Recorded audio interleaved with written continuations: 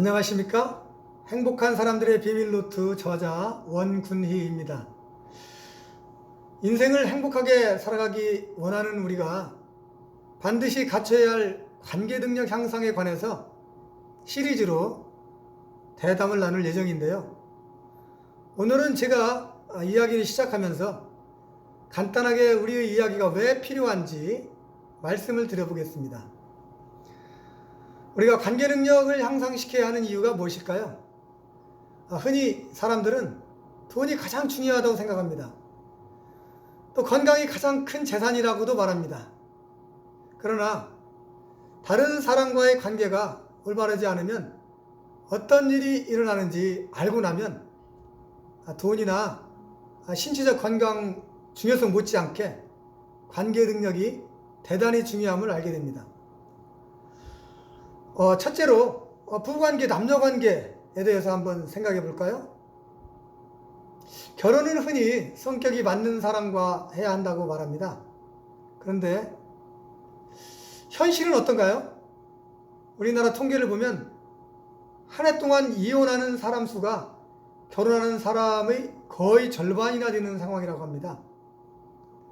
구체적인 통계를 말씀드리면 2018년도 통계 자료로 인구 1000명당 결혼은 5명이고 이혼이 2.1명이었습니다. 자녀 때문에 이혼은 하지 않고 대화도 거의 없이 억지로 사는 부부까지 포함하면 굉장히 많은 사람들이 관계의 문제를 겪고 있다고 볼 수 있습니다.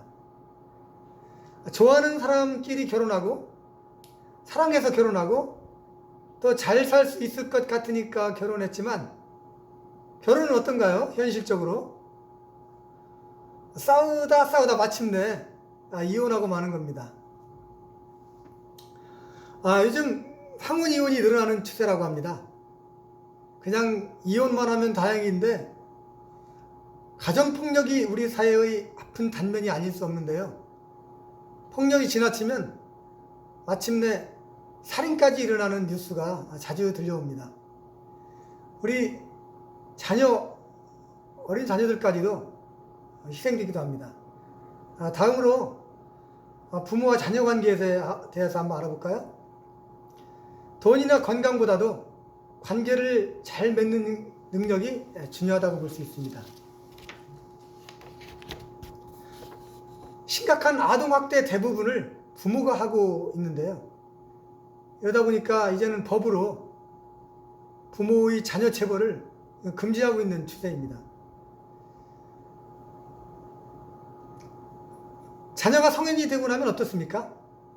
부모와 자식 사이에 대화가 잘 되고 있습니까? 부모님들은 자녀들로부터 존경을 받고 있습니까? 부모와 자녀의 관계에서 조차도 대화와 소통이 잘 안 되다 보니 어릴 적부터 행복하고 화목한 가정에서 자라지 못한 자녀들이 밖에 나가서 다른 사람을 괴롭히게 되는 것 같습니다. 자녀 키우기 힘들다고 아이를 안 낳으려고 하다 보니 출산율은 전 세계 최하위 수준이 되었습니다. 자녀 키우기 힘든 것이 오직 돈이 많이 들기 때문일까요? 자녀 키우면서 무자식이 상팔자라는 생각이 한 번쯤 떠올랐던 부모님들 많으실 겁니다. 그만큼 자녀 교육할 때 자녀와의 소통이 어렵다는 의미일 겁니다. 올해 우리나라 국민인 행복지수는 153개국 중에서 61위인데요. 전년보다도 7위 하락했다고 합니다. 한때는 헬조선이라는 말이 유행할 때도 있었습니다. 혹시 관계 능력과 관련이 있지는 않을까요? 자기와의 관계 그리고 타인과의 관계에서 원만하고 생산적인 관계가 유지되어야 하지 않을까요? 관계 능력이 부족하면 어떤 일이 일어날까요? 요즘 우리나라 하루에 38명 자살한다고 하죠.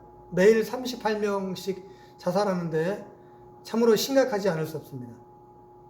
또 데이트 폭력 뉴스에 많이 나오죠. 왕따 문제, 갑질, 지나치게 독선적인 행동하는 분, 지나치게 자기 자랑하는 분, 또 지나치게 열등감을 갖고 있는 분, 설득과 협상력이 많이 부족한 분, 포용력이 부족한 분, 또 자기 표현력이 부족하고 또 묻지마 폭행을 하는 분, 또 불특정 다수를 향한 어떤 분노 표출하는 사람, 성적인 범죄를 저지르는 분들, 또 일확천금을 노리는 그런 한탕주의를 생각하는 분들, 또 일부 기업의 어떤 불법 행위, 또 각종 사회 범죄가 계속 증가하고 있는데요. 이런 것들이 자기의 욕구만을 추구하는 어떤 건강하지 못한 정신에서 시작된다고 생각합니다. 이걸 공감한다면 이제는 국가와 시민이 나서야 되지 않을까요? 사람들은 대부분 이타적인 생각보다는 이기적인 사고를 가지고 있습니다. 이기적인 것이 무조건 나쁘다고 할 수 없는 이유가 본능적인 것이기 때문이라고 할 수 있는데요. 이기심이 지나치면 사회적 관계 안에서 다른 사람에게 피해를 주기 때문에 문제가 될 수 있습니다. 예를 들어서 사람들은 자기 자녀밖에 관심이 없는데 그 금쪽 같은 내 자녀를 괴롭히는 사람은 바로 자기와 관심을 두지 않았던 다른 사람의 자녀들입니다. 또 인생을 살아가면서 만나는 각종 인재사고의 결과로 수많은 사람이 희생되고 있지만 개선이 잘 안 되고 있는 이유가 뭘까요? 자기를 스스로 해치지 않는 한 자기를 해치는 사람은 바로 다른 사람입니다. 그렇기 때문에 다른 사람이 나와 내 가족을 해치지 않도록 해야 합니다. 다른 사람이 나를 해치지 않으려면 그 다른 사람이 온전하고 잘 되어야만 하겠습니다. 성경에서도 원수를 사랑하고 원수를 위해서 기도하라고 쓰여 있지 않습니까?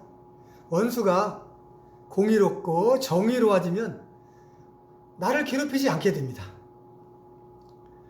부모가 대리만족을 위해서 자녀를 적성을 무시하고 오직 입시 성적만 강요하다가 자녀가 부모에 대한 공경심을 잃어버린다든지 심한 경우 자살을 하기라도 하면 부모가 그때 후회해도 소용이 없습니다. 오직 돈과 출세만을 최고의 가치로 강조해서 키운 그 자녀가 사회의 악이 되어서 인간과 사라지는 그런 사회를 만들어가는 주역이 되기도 합니다. 너무나 각박하고 살기 힘든 세상이 되다 보니 요즘 청년들은 결혼 포기, 출산 포기, 결국 인구수 감소로 이어지고 있어서 문제가 아닐 수 없습니다. 점점 더 많은 청년들이 결혼을 안 하고 아이를 안 낳겠다고 하니 이런 나라가 무슨 희망이 있겠습니까? 이러한 문제를 다 같이 공감한다면 부자들도 정치인들도 기성세대들도 다 같이 사회 변화를 위한 방안에 관심을 더 많이 가져야 할 때입니다. 이렇게 복잡한 사회 구조적인 문제 속에서 우리가 시작할 수 있는 것들이 어떤 것이 있는지 함께 이야기를 나눠보려고 합니다. 사실 우리나라는 사회 구조적으로 많은 문제가 있기 때문에 어느 것부터 손을 대야 할지 모를 정도로 문제투성인데 정치가 제일 중요한 것 같습니다. 앞으로 많은 분들과 함께 구체적인 사례를 중심으로 실천 방안을 생각하려고 합니다. 오늘은 여기까지 하겠습니다. 네. 행복한 사람들이 좋은 비밀노트 저자 원군이었습니다. 구독, 좋아요 누르시면 다음 이야기 계속해서 함께 하실 수 있습니다. 감사합니다.